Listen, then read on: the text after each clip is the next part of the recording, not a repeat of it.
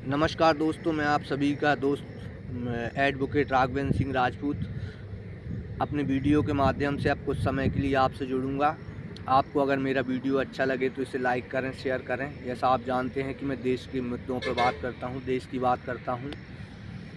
और दोस्तों, इस वीडियो को बनाने का मकसद है कि लोगों में जागरूकता आए और मुद्दों के बारे में उनका गहन चिंतन बढ़ सके और इस मुद्दे पर भी वो विचार कर सकें। अगर आपको मेरा वीडियो अच्छा लगे तो ज़्यादा से ज़्यादा शेयर करें और लाइक करें। तो दोस्तों, जैसा कि लोकसभा का बजट सत्र चल रहा है और विपक्ष के नेता के द्वारा एलओपी के द्वारा विपक्ष के नेता राहुल गांधी जी के द्वारा जब जातिगत आधार पर जनगणना का जो मुद्दा उठाया गया, तो इस मुद्दे के बारे में मैं आपसे अपने विचारों को थोड़ा सा शेयर करूंगा और आपके समक्ष अपने विचार रखूंगा। और उन विचारों को रखते समय, जैसा कि आप जानते हैं कि कुछ सवाल मैं आपके मध्य छोड़ के चला जाता हूं और आप उन पर विचार कीजिए।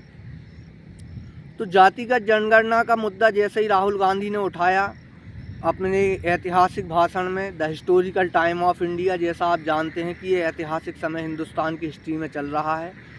संविधान, लोकतंत्र की जो लड़ाई चल रही है, इस लड़ाई में जिस तरीके से एलओपी के नेता के रूप में राहुल गांधी जी ने जो अपनी पोजीशन ली है, तो एक जातिगत जनगणना जो एक महत्वपूर्ण मुद्दा उनके भाषण में जो था। अब आप देखिए, जाति आधारित जनगणना होना इसलिए आवश्यक है देश के लिए कि आप देखिए कि इस देश में पिछड़ा वर्ग, कम से कम 50% पिछड़ा वर्ग और 15% आदिवासी और 15%, 8% दलित और भी जो जो कास्ट हैं, उनका रेशो बनता है 80% का रेशो बनता है। जो अभी बिहार में इस मुद्दे को जब से ये इस मुद्दे को विपक्ष ने उठाया है और विपक्ष के साथ जब नीतीश कुमार जी थे, तो उन्होंने बिहार में जातिगत जनगणना जो कराई थी और जिसके आंकड़े आए थे और उन आंकड़ों को भी हम आधार माने, तो 80 से 85% लोग जो हैं वो पिछड़ा वर्ग और पिछड़ा वर्ग से नीचे की जो जाति वर्ग बनाए गए हैं उनमें आते हैं। और जब हिस्सेदारी की बात आती है, तो दोस्तों ये प्रश्न इस देश में बहुत पुराना प्रश्न है और जिसकी जितनी संख्या भारी उसकी उतनी हिस्सेदारी, और लोकतंत्र हिस्सेदारी को सुनिश्चित करने का एक माध्यम है। तो जातिगत जनगणना का मुद्दा जैसे ही राहुल गांधी जी ने संसद में उठाया, तो सत्ता पक्ष की ओर से आप देख सकते हैं सत्ता की परेशानी, और उस परेशानी में मैं देखिए वो किस तरीके से इसका जवाब दे रहे हैं। जैसे राहुल गांधी ने जब जातिगत आधार पर जनगणना की बात की, तो अनुराग ठाकुर, पूर्व मंत्री और सिटिंग एमपी हैं इस समय लोकसभा में, सत्ता पक्ष की ओर से उन्होंने जो जिस वक्तव्य का इस्तेमाल किया कि जिसकी जात का पता नहीं वो जातिगत जनगणना की बात करता है, ये एक अजीब सा तर्क था और एक अजीब सा सवाल था जिसको इस लोकतंत्र में कतई बर्दाश्त नहीं किया जा सकता। और इस भाषा में जवाब देना, तो जैसा राहुल गांधी जी ने कहा था कि उन्हें ये पता है कि जातिगत जनगणना का जो मुद्दा इस देश में उठाएगा उसको तो गालियां खाना ही पड़ेंगी। इस बात में एक बहुत गहराई है। और आप देखिए, आप अपने सोशल मीडिया प्लेटफॉर्म पर अगर आपको मेरी बात पर यकीन नहीं है, तो आप एक थोड़ा सा एक्सपेरिमेंट करके देखिए कि जातिगत जनगणना के समर्थन में आप एक छोटा सा वीडियो बनाकर सोशल मीडिया पर अपने प्लेटफॉर्म पर अपलोड कीजिए।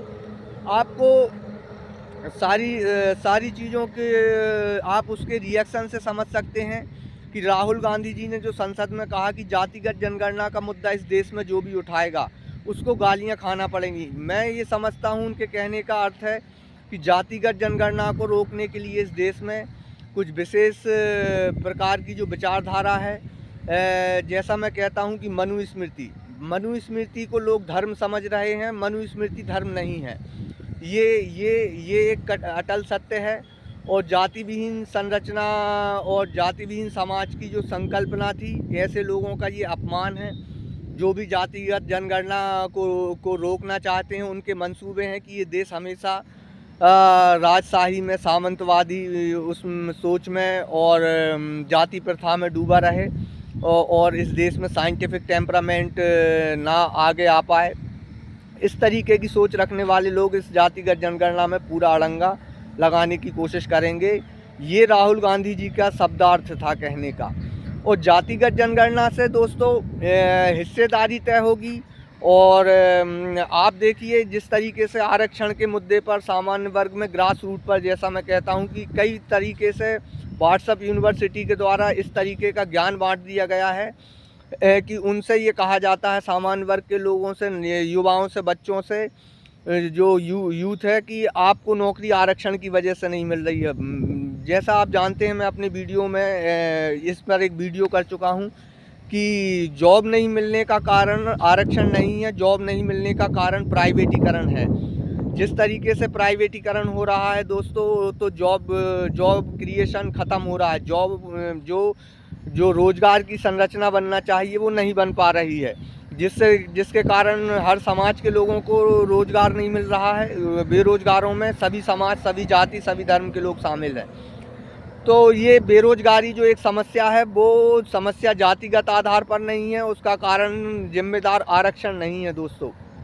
उसका अगर कोई जिम्मेदार है तो वो है प्राइवेटीकरण। जिस तरीके से हर क्षेत्र में आप रोडवेज़ को देख लीजिए, इलेक्ट्रिसिटी को देख लीजिए, आप बैंक्स को देख लीजिए, आप विद्यालय को देख लीजिए, आप कॉलेजेस को देख लीजिए, ये सारा प्राइवेटीकरण जो है, ये सरकारी संरचनाओं को प्राइवेट कर देना, जिससे कि जॉब क्रिएशन कम हो गया है, जिसके कारण जॉब नहीं मिल रहा है। तो ये जो जातिगत जनगणना का जो मुद्दा है, इससे भारतीय समाज में एक डायनेमिक परिवर्तन जैसा मैं देखता हूँ कि एक डायनेमिक चेंज आएगा, सामाजिक भी चेंज आएगा और रोज़गार के क्षेत्र में भी चेंज आएगा और लोगों की सोच में भी चेंज आएगा। अब आप देखिए, जिस हिंदुत्व की लोग बात करते हैं, ठीक है, आप जिस हिंदुत्व की बात करते हो तो उस हिंदुत्व में जो शेड्यूल कास्ट है, जो SC ST के लोग हैं, आप देखिए मंदिरों में पुजारी के रूप में किस समाज के लोग बैठे हुए हैं और मंदिरों पर किसका अधिकार है और किन लोगों को मंदिरों में नहीं अंदर प्रवेश दिया जाता है इस देश में धर्म के नाम पर। जैसा आप देखते हैं कि धर्म को और मनुस्मृति को एक कर दिया गया है, बल्कि धर्म अलग है और मनुस्मृति अलग है। इन दोनों चीज़ों को अलग अलग परिप्रेक्ष्य में देखने की दोस्तों ज़रूरत है। तो जैसा आप जानते हैं कि जातिगत जनगणना जब इस देश में होगी तो इन सारी भ्रांतियों के चक्रव्यूह को वो जातिगत जनगणना जो है उसके आंकड़े उसको तोड़ेंगे और लोगों को अपने अधिकारों को सुनिश्चित करने के बारे में सोचने का एक नया विकल्प खुलेगा। लोग अपनी भागीदारी सुनिश्चित करेंगे, लोग प्रगति सुनिश्चित करेंगे और लोकतंत्र का मतलब है भागीदारी और प्रगति। तो जैसा मैं आपसे कहता हूं कि ये जो एक हिंदुत्व का नैरेटिव बनाया जाता है कुछ विशेष प्रकार के लोगों के द्वारा, जिसमें सभी आप देखिए मनुस्मृति, अंत में ये लोग सनातन और सनातन से मनुस्मृति की ओर धर्म को ले जाते हैं, बल्कि धर्म मनुस्मृति नहीं है। आप स्वामी विवेकानंद की बात करते हैं, स्वामी विवेकानंद जातिवाद के खिलाफ थे और स्वामी विवेकानंद ने जातिवाद और धर्म में जो कुप्रथाएं हैं उनके खिलाफ जागरूकता अभियान चलाए। स्वामी विवेकानंद जातिवाद में विश्वास नहीं रखते थे, भगत सिंह जातिवाद में विश्वास नहीं रखते थे, लेकिन भगत सिंह को आइडल बताकर आप अपनी विचारधारा को और मनुस्मृति के विचार को लोगों पर थोपने की कोशिश करते हैं और उसको हिंदुत्व कहते हैं। नहीं, हिंदुत्व अलग है और सनातन अलग है और मनुस्मृति अलग है और धर्म अलग है। धर्म वसुधैव कुटुंबकम में है, धर्म वसुधैव कुटुंबकम में है, क्योंकि वसुधैव कुटुंबकम यानी पूरा विश्व मेरा परिवार, उसमें धर्म है। आप धर्म को मनुस्मृति से डिवाइड करते हैं और उसके बाद कुछ लोगों को मंदिरों में अब आप देखिए, आप इस घटना के बारे में सोचिए कि उत्तर प्रदेश जो है वो देश का सबसे बड़ा सूबा, उसके मुख्यमंत्री रहे अखिलेश यादव जब CM हाउस से निकलते हैं तो उसे विशेष गंगा जल से धुलवाया जाता है और राहुल गांधी जब मंदिरों में दर्शन करने जाते हैं तो उन मंदिरों को गंगा जल से धुलवाया जाता है। तो ये ये सनातन धर्म ये कहता है कि कोई व्यक्ति अगर मंदिर में भगवान के दर्शन करने आता है, वो किसी भी जात मजहब का हो, तो हमें मंदिर को धोना चाहिए? नहीं कहता। लेकिन ये कुछ विशेष प्रकार के विचारधारा के लोग हैं जिनकी नज़र इस देश के संसाधनों पर है। जब आप देखेंगे तो ये पूंजीवाद पूंजीवाद के खिलाफ लड़ाई है। और हिंदुत्व जिस हिंदुत्व को बताया जाता है वो धर्म नहीं है। धर्म ये कतई नहीं कहता कि आप देखिए, जब इतने बड़े बड़े मतलब एक सूबे के मुख्यमंत्री को मंदिर में जाता है और उस मंदिर को धुलवाया जाता है, वो जिस निवास को छोड़ता है उस निवास को धुलवाया जाता है, तो ये सोच इस देश को कहाँ ले जाएगी दोस्तों। अब आपसे मैं यही बात करता हूँ कि जातिगत जनगणना जो है, जातिगत जनगणना जब हो जाएगी इस देश में और जातिगत जनगणना के जब आंकड़े सामने आएंगे तो इस देश में सभी को अपने अधिकारों का पता लग सकेगा और जो भ्रांतियों का जो चक्रव्यूह बुना गया है ये सब टूटेगा। तो आप देखिए, जातिगत जनगणना होना इस देश के लिए अनिवार्य है। अगर आपको भी ऐसा लगता है तो आप मेरे वीडियो को लाइक करें, शेयर करें और ज़्यादा से ज़्यादा लोगों तक पहुंचाएं।